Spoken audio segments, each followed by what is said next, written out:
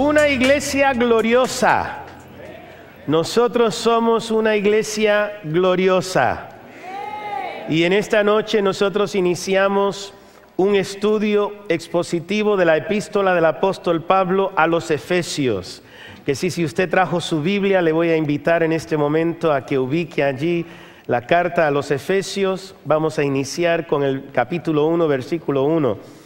Y esta carta que Pablo escribió, estando encarcelado, la escribió con el fin de que fuera circulada entre todas las iglesias, pero lleva como nombre a los Efesios porque es a la iglesia inicial a la cual se la envió.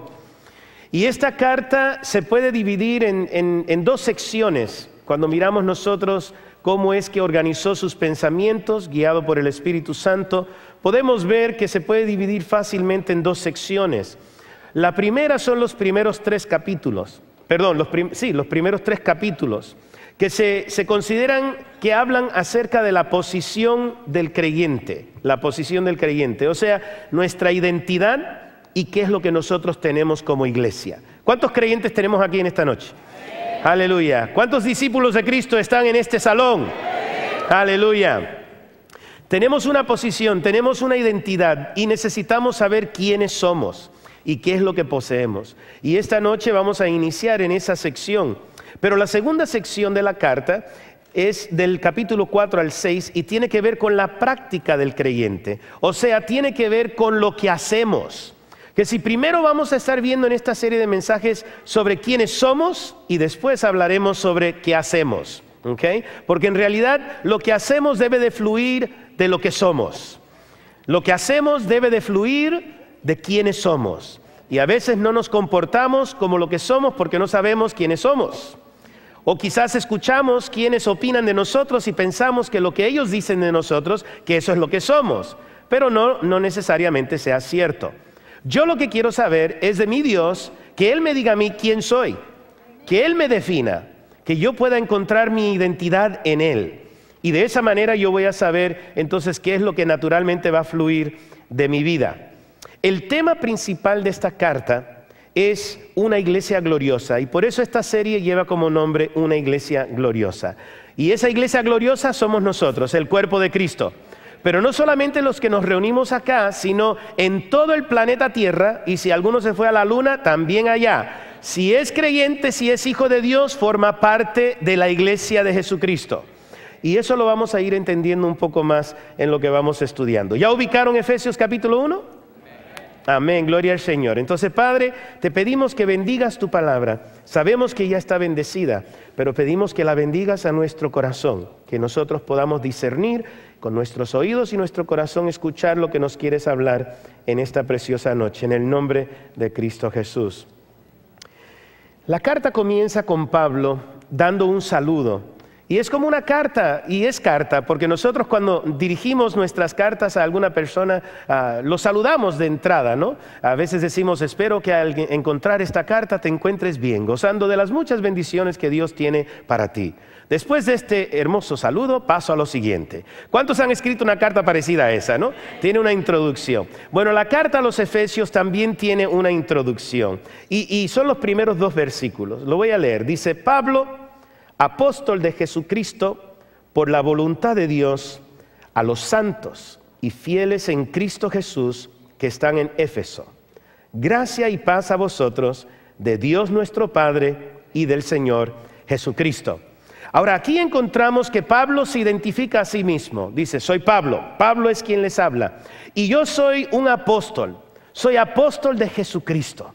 Y me da gusto que Pablo haya definido bien y que creyera que sí lo era, porque acuérdense que cuando era Saulo, la gente no pensaba que él se había convertido, que él realmente era un hijo de Dios, mucho menos un apóstol, una persona enviada por Dios para llevar adelante la obra que Dios tenía para él.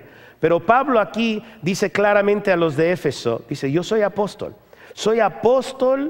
de Jesucristo. Él sabía a quién servía. Él no se servía a sí mismo, él no servía a otros dioses, él sabía a quién estaba sirviendo, quién lo había enviado. Dice, soy apóstol de Jesucristo, y dice que es por la voluntad de Dios. O sea, si fuera por Pablo, quizás Pablo todavía estaría persiguiendo a la iglesia. ¿verdad? En este tiempo de su vida, quizás él hubiese estado todavía encarcelando a los cristianos, consintiendo en su muerte. Pero ¿cuántos saben que un día glorioso, cuando Saulo iba camino a Damasco, se topa con el Rey de Reyes y Señor de Señores?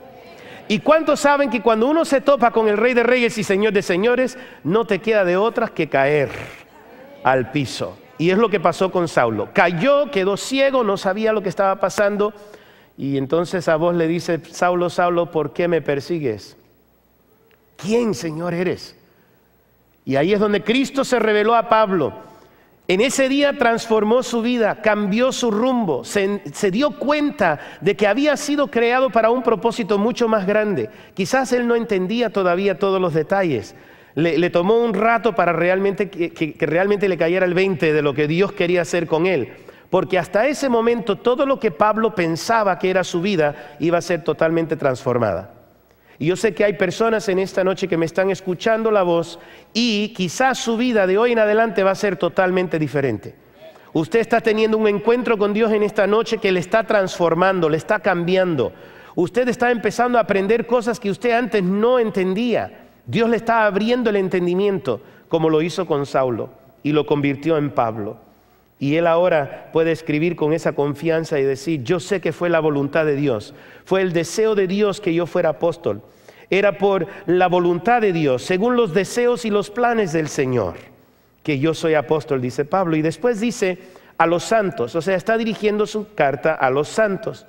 Y a veces cuando nosotros escuchamos esa frase, a los santos, ya que tenemos una herencia donde esa palabra se usa con otra identificación, vale la pena que definamos bien en esta noche quién son los santos, ¿verdad? ¿Hay algún santo por aquí? Mira alrededor aquí. ¿Alguien se llama Pedro? Aquí. ¿Alguien aquí se llama Pedro? ¿No? No, porque iba a decir San Pedro, porque es santo. San Juan, Santa María. O sea, los santos, ¿quiénes son? Los santos son aquellos que han sido apartados por Dios por medio de la salvación y redención de sus almas. Ellos han sido apartados para Dios y son inseparables de Él. Él los ha constituido su iglesia. Él ha creado un pueblo único y es lo que somos. Los que hemos nacido de nuevo, hemos nacido de arriba, somos un cuerpo, somos un pueblo distinto. Como dice la Biblia, usa la palabra griega eclesía, que quiere decir los que fueron llamados fuera. O sea, los que habían sido llamados fuera. Y Dios nos ha apartado a nosotros y por eso nos llama santos. Porque nosotros hemos sido apartados para Dios. Quizás en algún momento el diablo hacía con nosotros lo que le daba la gana, pero Dios intervino en nuestras vidas y ahora nos ha rescatado de las garras del enemigo y Él nos ha apartado para su gloria. Se van a dar cuenta en este capítulo que nosotros vivimos para la gloria de Dios. Nuestras vidas son para glorificar al Rey de Reyes y Señor de Señores. Y por eso somos santos. Y en este caso Él dice: son santos y fieles. Son fieles. O sea, tienen una convicción y se mantienen firmes en aquello que se han comprometido. Siguen al Señor y lo que causa que uno pueda seguir siendo fiel es esa frase tan pequeña pero tan poderosa que le sigue, que es: en Cristo Jesús. Son santos y fieles en Cristo Jesús. Digan conmigo: en Cristo Jesús. Una vez más: en Cristo Jesús. Solo en Cristo nosotros vamos a lograr todos nuestros sueños. Solo en Cristo nosotros seremos quienes realmente fuimos diseñados para ser. Solo en Cristo vamos nosotros a estar felices. Más allá de tu imaginación vas a ser feliz, pero solo en Cristo. Estos eran santos, eran fieles en Cristo Jesús. Usted va a ver en esta carta que Pablo sigue repitiendo esa frase: en Cristo, en Cristo. Y muchísimos de los errores y los problemas que nosotros pasamos a veces es porque nos salimos de donde debemos de estar. Cuando estamos en Cristo y nuestra identidad está bien puesta en Cristo, ahí encontramos mucho de lo que nosotros estamos quizás buscando en otros lugares. Se encuentra en la plenitud de nuestro Rey de Reyes y Señor de Señores. Híjole, todo eso en un solo versículo, imagínense. Y aún hay más. Pero pasamos al segundo, donde vemos que estos santos y fieles que están en Éfeso, Pablo los bendice. Él les imparte gracia y paz de parte de Dios nuestro Padre y del Señor Jesucristo. En ese momento Pablo le está deseando la gracia que es algo que quizás nosotros no nos merecemos, pero cuando Dios nos lo da es todo lo que nos hace falta y aún sobra. La gracia de Dios es más de lo que usted necesita para resolver cualquier situación. Y Pablo le está deseando al pueblo creyente en ese lugar que hoy nosotros pudiéramos cambiar esto y decir en Van Nuys, pudiéramos decir en la ciudad donde usted vive. O sea, esta carta también va dirigida a usted si usted es un santo y fiel en Cristo Jesús. Y la gracia y la paz es para ustedes también en esta hermosa noche. Y sabemos de dónde viene.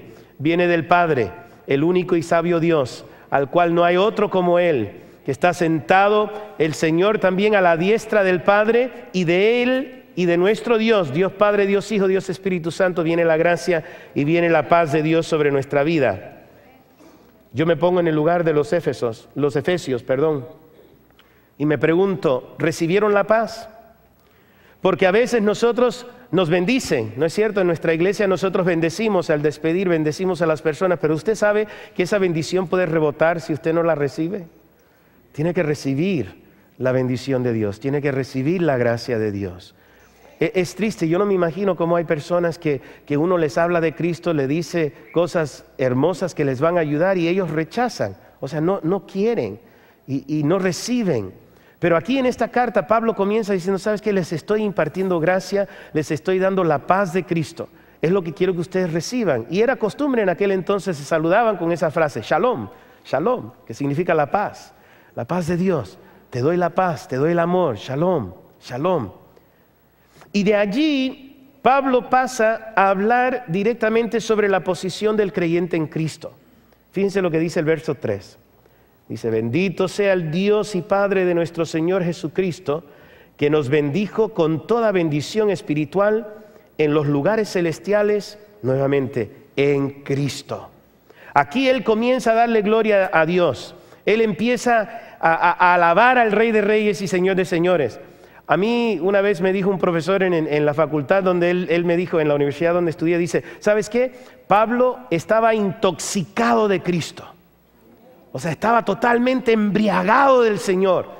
Porque si usted lee sus cartas, usted ve que él no puede pasar más de 1 o 2 versículos y tiene que hablar de Dios, tiene que hablar del Señor, tiene que bendecirle, tiene que alabarle. A veces él se detiene y tiene un momento de aleluya, gloria a Dios.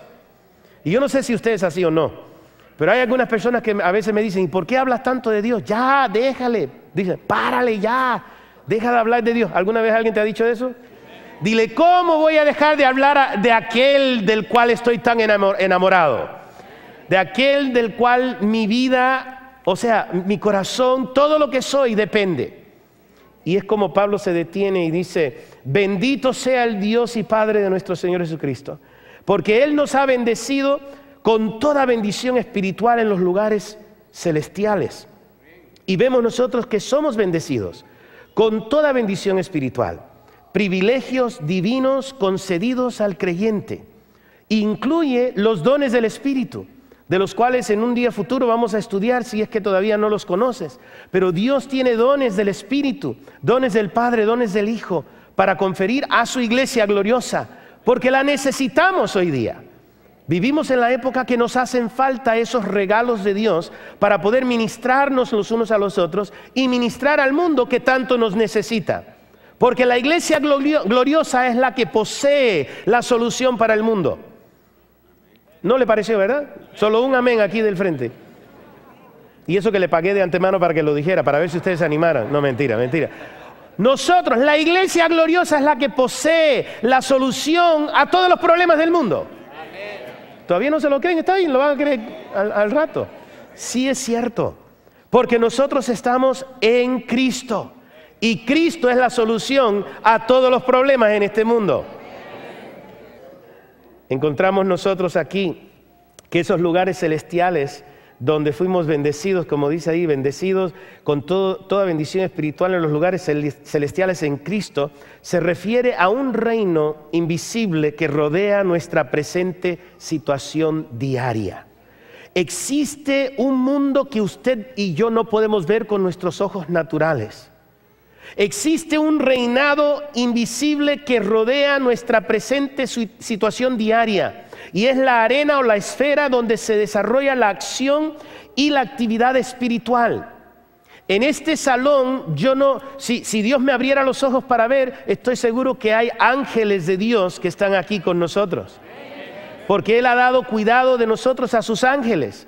Son ministradores a nosotros. Los ángeles de Dios nos protegen.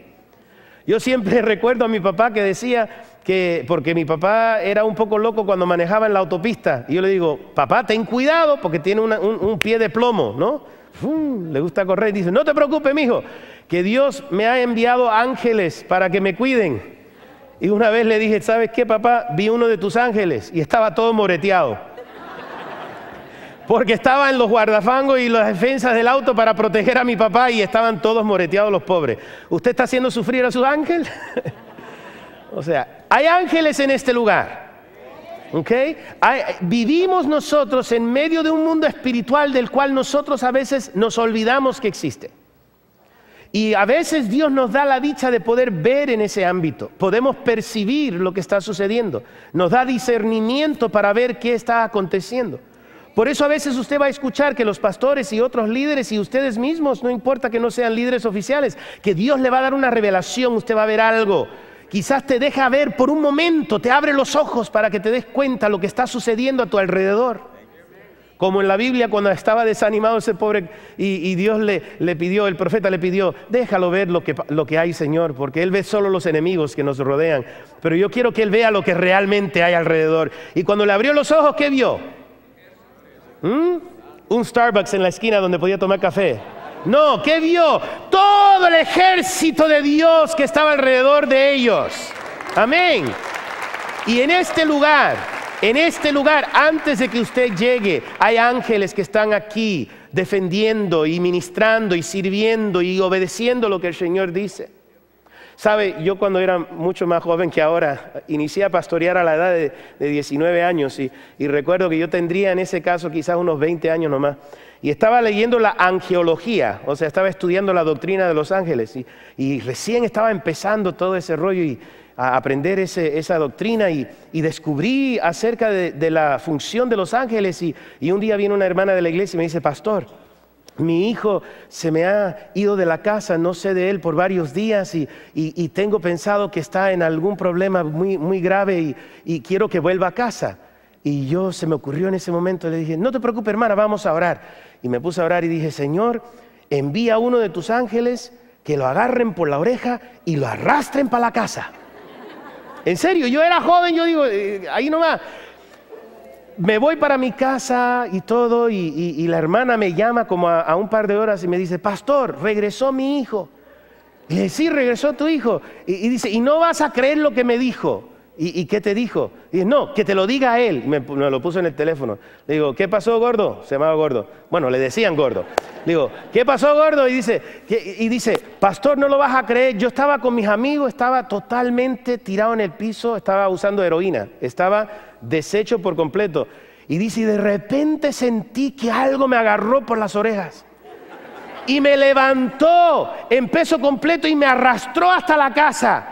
Yo me quedé frío. Yo dije, gracias Señor. Ahora, yo sé que algunos de ustedes ya están pensando,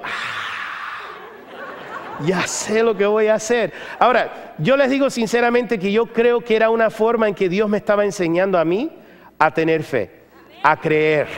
Que cuando yo oro, Él me escucha. Y que cuando usted ora, Él escucha. Y si Él escucha, contesta lo que le pedimos. Pero descubrí en ese día de que realmente Dios puede hacer lo que le da la gana.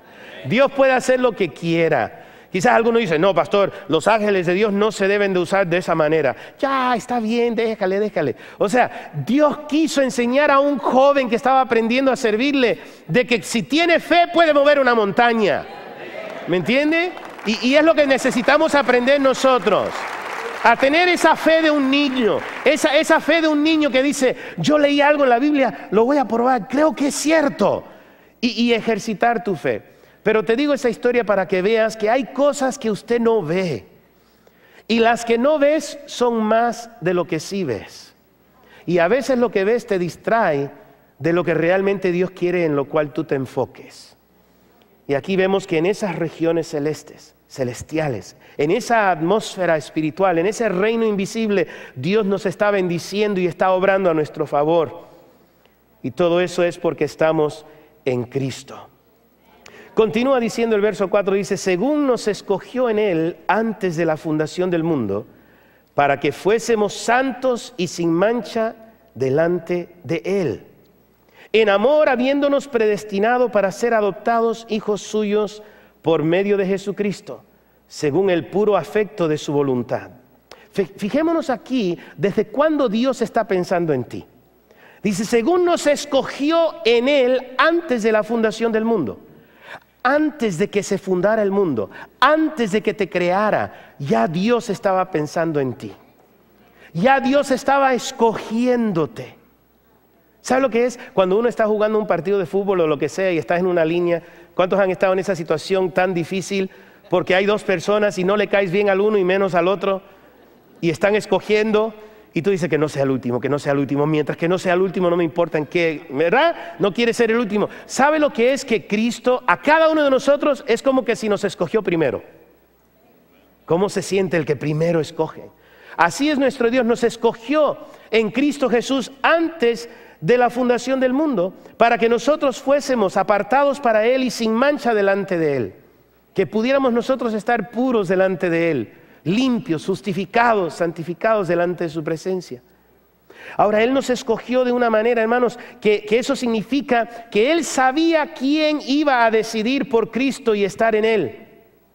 Él ya sabía, por su presciencia, digan conmigo presciencia, que significa que Dios lo sabía de antemano. Su conocimiento de antemano, Él ya sabía quién iba a aceptarlo y antes de que lo aceptara ya lo había escogido porque sabía que lo iba a aceptar. Es todos los que están en Cristo, ya Él los había escogido antes de la fundación del mundo para que fuésemos pueblo para Él y que Él nos pudiera purificar por el amor que Él tiene para con nosotros, y por eso en su presencia Él decidió que todos aquellos que estarían en Cristo fueran adoptados como hijos. Dice ahí, adoptados hijos suyos por medio de Jesucristo, según el puro afecto de su voluntad. Él quiere que sus hijos sean santos y sin mancha, por medio de la redención en Cristo, y de eso les voy a explicar en un momento. Pero Él planeó de antemano que todos los que creyesen en Él, los que nacen de nuevo, los que nacen de arriba, los que creen y reciben, los que creen en Cristo y lo reciben como su Salvador personal, Él planeó de antemano que fueran adoptados como hijos suyos por medio de Cristo, por amor, que es un resultado de su carácter y su voluntad. Cuando dice allí adoptados, está hablando de ser colocados como hijos. No es quizás la misma forma en que nosotros entendemos la adopción hoy día, donde uno puede adoptar un niño o un hijo. Porque cuando uno adopta a un niño, si es pequeño, todavía no está en una edad donde puede ser heredero.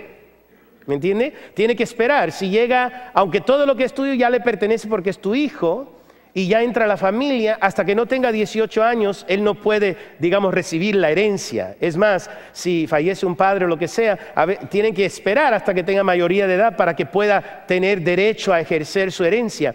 Esa palabra adoptados dice de que cuando Cristo lo adopta a usted y lo coloca como hijo adulto con todos los derechos y privilegios de hijo.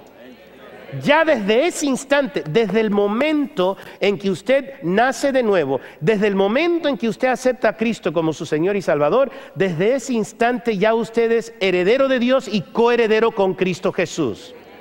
Todos los beneficios que Dios tiene para ti como hijo ya están a tu disposición, ya te pertenecen. ¿Cuántos dan gloria a Dios por eso? Aleluya, gloria al Señor. No andemos como aquellos que están pidiendo y pidiendo pensando que no tienen, cuando ya usted lo posee todo. Y eso es parte de nuestra identidad. Necesitamos entender que si somos hijos de Dios, ya somos herederos y coherederos con Cristo Jesús. Porque hemos sido colocados como hijos, ya con mayoría de edad y derecho de tener esa herencia. Gloria al Señor. Y eso lo planeó de antemano. Eso Él ya lo sabía. Y el propósito, fíjense el verso 6, es para alabanza de la gloria de su gracia, con la cual nos hizo aceptos en el amado. Ve, aquí empezamos a notar esa palabra para alabanza de la gloria del Señor. Esa frase la vamos a ver en 2 versículos más adelante. Pero eso es algo que Él quiere para nosotros, que nuestra vida sea para alabanza de la gloria de su gracia. Todo lo que yo soy, todo lo que yo hago, es para la gloria de Dios. Todo lo que usted es, todo lo que usted hace, es para la honra y la gloria del Rey de Reyes y Señor de Señores. Y en Él nosotros hemos sido aceptados. Hemos sido aceptados en el amado. Qué lindo es saber que somos aceptos, que estamos agraciados por la gracia, que estamos saturados de ese beneficio que Dios nos da de querernos tanto que nos acepta. ¿Verdad que se siente triste cuando alguien te rechaza? Cuando no te toman en cuenta, cuando te dejan aislado.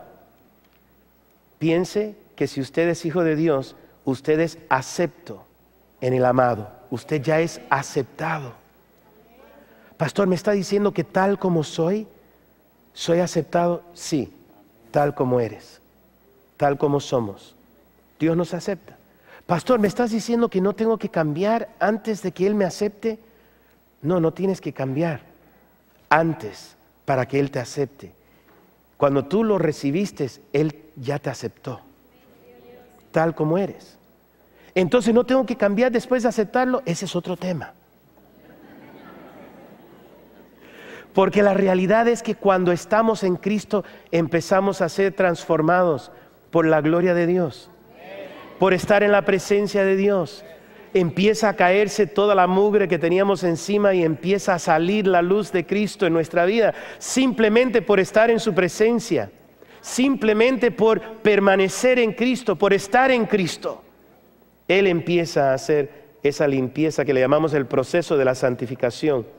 Pero yo estoy contento en esta noche de saber que todos aquellos que son parte de la iglesia gloriosa son aceptados por Cristo. Porque tristemente a veces en la iglesia mundana, por decir así, de los que se juntan y no saben cómo comportarse como iglesia, no aceptan a las personas, aunque son sanas, aunque sean salvas, no las aceptan. No, es que yo no me llevo con la gente de ese país. Es que no saben lo que hicieron a nosotros y empiezan a hacer la historia, ¿verdad? Es que tú no sabes, pastor, nos quitaron el mar, ahora no tenemos salida al mar. Que sí, y no voy a mencionar país, okay. Pero empieza, o sea, y aunque son salvos, no aceptan cierta gente, ¿no? Y dice, no, por eso yo me siento en este lado de la iglesia, porque me he dado cuenta que aquí es donde están los míos, ¿ya? Los otros están al otro lado, ¿ya? Pero qué lindo que Dios no es así. Dios no hace acepción de personas. Aleluya. Los acepta a todos, a todos. Wow, la casa de Dios está lleno de un montón de gente que se ven muy diferentes el uno del otro. Él los acepta a todos. La iglesia de Jesucristo, créame que es diferente en todas partes del mundo.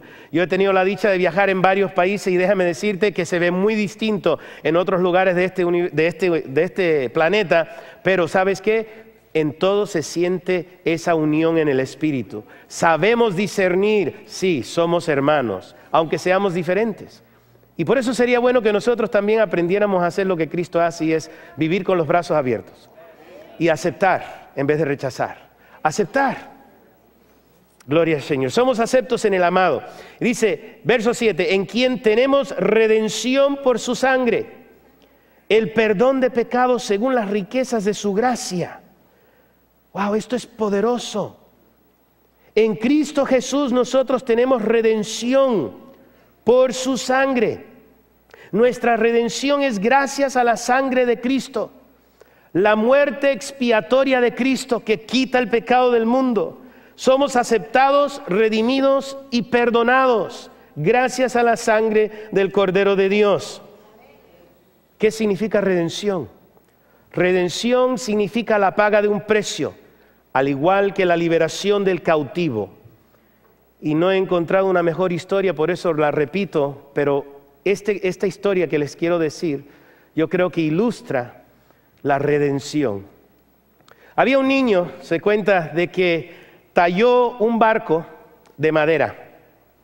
¿Sabe? Agarró un tiesto quizás y se puso ahí, sacó el cuchillo y empezó a tallar y empezó a sacar. En su mente había envisionado algo y lo hizo a su gusto. Le puso una vela, o sea, para que pudiera andar, y debajo del barco, tallado en madera, puso su nombre.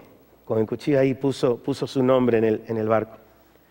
Y después se pone a jugar con el barquito. Primero empezó en su baño, ahí en la bañadera, la llenó de agua y jugaba con el barco, pero después lo sacó a la calle. Había llovido, como en estos días que está cayendo lluvia, gracias al Señor, y él se puso a jugar en un charco de agua que había allí, pero no se dio cuenta que el charco estaba combinado con el desagüe que iba por la calle hacia el hueco donde se va hacia el mar, ¿no? Y él se pone a jugar ahí con el barquito y cuando viene a ver se le va el barco, o sea, y se le pierde, y antes de que pueda alcanzarlo, se va por el hoyo y se perdió. Este niñito estuvo muy triste, muy angustiado, porque invirtió mucho tiempo en hacer ese barco y lo quería muchísimo. Llegó a la casa y muy triste, se puso a llorar, y llegó el día siguiente, va al colegio, pasa una semana, 2 semanas, y un día regresando del colegio, de la escuela, él pasa por una ruta diferente de la cual normalmente tomaba, y cuando pasa por una vitrina, o sea, el vidrio de una tienda, que es una tienda de empeño, una casa de empeño, ¿sabe de lo que estoy hablando? Una casa de empeño donde la gente van y dejan sus pertenencias y entonces le dan un papelito y si usted quiere volver por él te va a costar tanto y puedes redimir los artículos que dejaste. Y ahí ve su barco en la ventanilla. ¡Wow! ¡Qué sorpresa! Este niño cuando ve el barco, o sea, lo ve ahí en la ventanilla como para venta y dice, mi barco, y corre, entra adentro de la tienda, entra a donde está el barco, lo levanta y le da vuelta para ver y ahí está su nombre. Era su barco. Y con alegría toma el barquito en su mano y comienza a salir de la tienda cuando de repente el dueño dice, un momento, ¿a dónde piensas tú que te vas con mi barco? Y el niño dice, ¿cómo que tu barco? Este es mi barco. Dice, no, está en mi tienda, es mi barco. No, pero fíjate, ponlo para atrás o cómpralo. ¿Qué quieres hacer? Dice, bueno, ¿cuánto cuesta? Y le dice, te va a costar $25. Y el niñito, imagínate, no tiene $25. Él, triste, pone el barquito otra vez en la ventanilla, ahí donde estaba desplegado, y se regresa a la casa, pero él está pensando y dice, no, eso es un costo muy fuerte para mí. Pero el niño empieza a hacer todo lo que puede, va a su casa, busca entre los sofás, buscando moneda, todo. El caso es que recauda el dinero necesario, regresa a donde está la tienda, encuentra que su barquito todavía está ahí, va al señor, le dice, aquí tienes, le paga el dinero que pidió, agarra su barco y cuando va caminando a casa dice, barco, te amo doble. Y te amo doble porque te hice y te compré. Ahora, póngase a pensar. Dios nos hizo a su imagen y semejanza. Y en algún lugar tenemos el nombre. Pero cada uno se extravió. Cada uno buscó su propio camino. Cada uno se fue por el desagüe. Ni uno buscó a Dios. Y caímos nosotros en las manos del diablo. Y el diablo con todo derecho, cuando Cristo vino por nosotros, le exigió un precio. Y Cristo pudo haber dicho, lo hice a mi imagen y lo amo. Invertí mucho en él. Pero el diablo lo único que decía es, págame lo que me debes. Y el precio es tu vida. Y Cristo dijo, lo daré. Y por eso Cristo nos ama doble quizás. Porque no solamente nos hizo, sino que tuvo que pagar el precio por nosotros. Porque nos perdimos. Gracias al Señor. Eso, mi hermano y mi amigo que me escucha, es lo que es la redención. Cuando uno ha caído en las manos cautivas, encadenados, caímos en manos de otros, pero vino Cristo y nos redimió, pagó el precio para soltarnos, pagó el precio para que pudiéramos ser libres del que nos tenía cautivo. Aquí él dice, en quien tenemos redención por su sangre, el perdón de pecados según las riquezas de su gracia. Verso 8, que hizo sobreabundar para que con nosotros, dice que hizo sobreabundar para con nosotros en toda sabiduría e inteligencia. Sobreabundar, más que suficiente. Necesitamos entender que lo que Dios tiene para nosotros es más que suficiente. La redención sobreabunda para con nosotros en toda sabiduría y en toda revelación o inteligencia. La sabiduría son principios prácticos y funcionales. Dios nos da sabiduría. Si alguno carece de sabiduría, pídasela a Dios.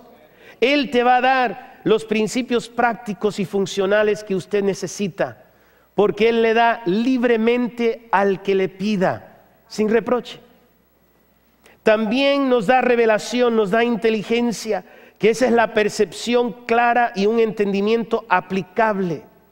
Si a ti te hace falta esa percepción, pídasela a Dios, porque en lo que Él nos da como hijos, nos provee esa habilidad de poder percibir según su poder, de una manera clara y de una manera que nosotros podemos aplicar las cosas en nuestras vidas.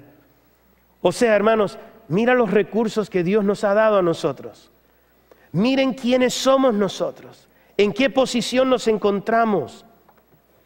Dice, verso 9, dándonos a conocer el misterio de su voluntad, según su beneplácito, el cual se había propuesto en sí mismo de reunir todas las cosas en Cristo, en la dispensación del cumplimiento de los tiempos, así las que están en los cielos como las que están en la tierra. En Él asimismo tuvimos herencia, habiendo sido predestinados conforme al propósito del que hace todas las cosas, según el designio de su voluntad. Fíjense otra vez, a fin de que seamos para alabanza de su gloria. A fin de que seamos para alabanza de su gloria. Nosotros, los que primeramente esperábamos en Cristo, o sea, hablando de los judíos, nosotros primeramente, dice él, pero dice, en él también ustedes, o sea, los gentiles, habiendo oído la palabra de verdad, el evangelio de vuestra salvación, y así, habiendo creído en él, fuisteis sellados con el Espíritu Santo de la promesa. Fuiste sellado con nada más y nada menos que la tercera persona de la Santa Trinidad. Usted ha sido sellado por Dios. Y eso implica salvación e implica plenitud. No tengo tiempo en esta noche, pero si pudiéramos, veríamos cómo en el libro de los Hechos, capítulo 19, los efesios no habían recibido la plenitud del Espíritu todavía. Pablo les preguntó, ¿recibieron el Espíritu cuando creyeron? Ni sabíamos que había. Y oró por ellos y bajó el poder del Espíritu Santo sobre ellos. Eran los efesios a los cuales Él les hizo eso. Y habló con ellos. Aquí vemos donde Él está diciendo, yo entiendo, yo sé que Dios los ha sellado con su Espíritu Santo. Ustedes que Dios ha juntado como pueblo, como hijos, Él les ha dado a ustedes la dicha de tener el Espíritu. En Él nosotros hemos oído la palabra de verdad. En Él nosotros tenemos el Evangelio de salvación. Creyendo en Él somos sellados con el Espíritu Santo. Tenemos salvación y plenitud. Y el verso 14 dice que esas son las arras de nuestra herencia hasta la redención de la posesión adquirida para alabanza de su gloria. Otra vez, para la alabanza de su gloria. Dios se quiere glorificar en su iglesia. Dios está buscando un lugar donde desplegar su grandeza y Él mismo manifestarse. Y lo hace aquí, en este templo, en este santuario, cuando nos juntamos la iglesia. Mi pregunta es, ¿usted le está permitiendo que Él manifieste su grandeza en tu casa? En tu barrio, en tu lugar de empleo, porque la iglesia no vive en este templo. La iglesia somos nosotros y vivimos en este mundo. Pero no somos del mundo, pero estamos en el mundo. Pero no somos del mundo, somos la iglesia gloriosa de Cristo Jesús. Y donde quiera que vayamos, llevamos la gloria de Cristo. Y Él es glorificado cuando en nuestras casas y en nuestros trabajos y en nuestros barrios nosotros dejamos que la luz de Cristo emane de nuestras vidas. y que hagamos lo que Él nos pide que hagamos, porque vivamos sabiendo quiénes somos, que somos hijos de Dios.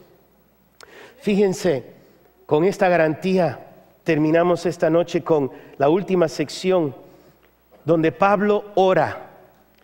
Él empieza a interceder por los efesios. Dice, por esta causa, también yo, habiendo oído de vuestra fe en el Señor Jesús y de vuestro amor para con todos los santos, no ceso de dar gracias por vosotros, haciendo memoria de vosotros en mis oraciones. Pablo intercedía continuamente por ellos. Ustedes saben que hay personas que están orando incesantemente por ustedes. Si no lo sabían, sépanlo ya. Que en esta iglesia se está orando por ustedes. Estamos intercediendo por ustedes. Estamos cubriéndolos con el manto espiritual de Dios para que ustedes tengan esa defensa espiritual a su favor, por amor. Y aquí vemos que Pablo, por amor, por escuchar de ellos, intercede sin cesar por ellos. Y fíjense lo que él pide. Él pide, verso 17, para que el Dios de nuestro Señor Jesucristo, el Padre de gloria, les dé el espíritu de sabiduría y de revelación en el conocimiento de Él. Él está pidiendo que nosotros recibamos eso, la sabiduría, como les decía anteriormente, la revelación. Dice que les dé el espíritu de sabiduría y de revelación en el conocimiento de Él, alumbrando los ojos de vuestro entendimiento, para que sepáis cuál es la esperanza a que Él os ha llamado y cuáles las riquezas de la gloria de su herencia en los santos. O sea, si vemos allí, literalmente significa que nuestro corazón pueda recibir el resplandor de la esperanza que nos llega cuando entendemos la enormidad de la inversión de Dios en nosotros. A veces no entendemos cuán grande inversión Dios ha hecho en nuestras vidas, en cada uno de sus hijos. Dice, ¿y cuál, verso 19, y cuál la supereminente grandeza de su poder para con nosotros los que creemos, según la operación del poder de su fuerza? Él quiere que entiendan la grandeza del poder de Dios. Nosotros también deseamos, y yo creo que ustedes también desean, de que todo hijo de Dios entienda cuán grande realmente es Dios. Es lo que Pablo está pidiendo. Yo quiero que ustedes entiendan la supereminente grandeza de su poder para con nosotros. Yo quiero que ustedes entiendan cuán grande realmente es Dios. Porque a veces en nuestras peticiones nosotros le pedimos a Dios así. Se cuenta la historia de un hombre que tuvo un sueño y veía que ángeles subían y bajaban del cielo con unas cajitas pequeñas. Y se acerca a un ángel y le pregunta, oye, ¿por qué están bajando y subiendo ustedes con paquetes pequeños del cielo? Dice, esas son las respuestas a las oraciones del pueblo de Dios.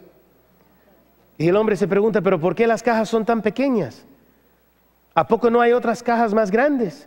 Dice, vente conmigo. Lo llevó al cielo a un almacén y habían unas cajas que ni se veía dónde empezaban ni dónde terminaban.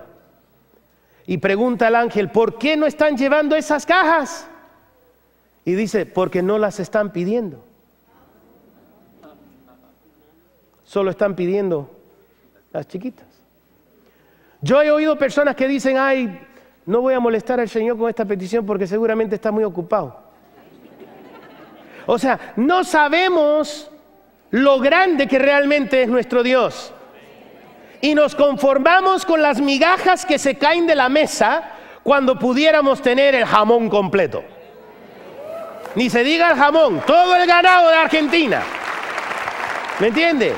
Y es lo que tenemos que entender, que Dios es mucho más grande de lo que usted y yo pudiéramos jamás imaginarnos. Cuando usted piense que ya le tiene la onda y sabe lo grande que es Dios, le quedó corto. Y es lo que Pablo está diciendo, yo quiero que ustedes entiendan lo grande que es Dios. Por eso Pablo en la cárcel puede escribir una carta como esta. Por eso en la cárcel puede escribir, gozaos, otra vez digo, regocijaos. Porque él entendía lo grande que es el Dios al que él sirve.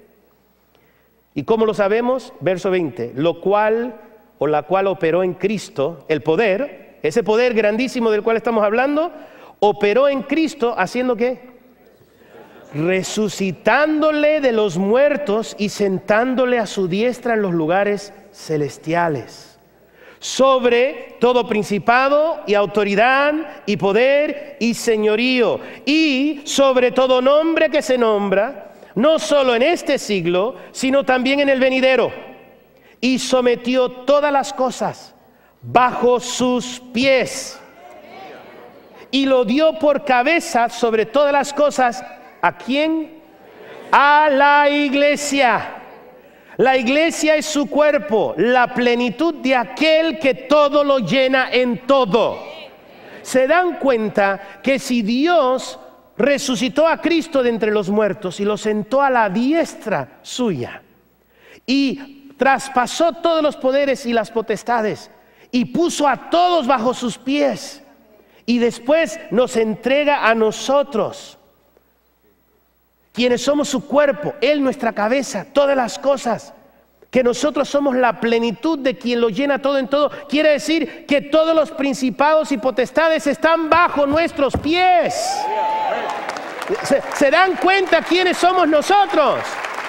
Una iglesia gloriosa, donde todos los principados, todas las potestades, todos los malvados están bajo nuestros pies. Porque Cristo es nuestra cabeza y nosotros somos su cuerpo. Ahí comenzamos a entender quiénes somos nosotros. Yo espero que no haya un solo hijo de Dios que camine con la cabeza agachada, a no ser que se esté humillando delante de su Dios. No andes cabizbaja.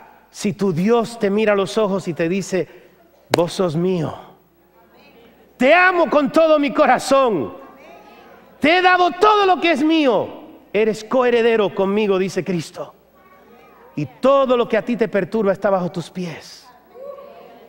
Créelo, porque es cierto. Padre Santo, en esta noche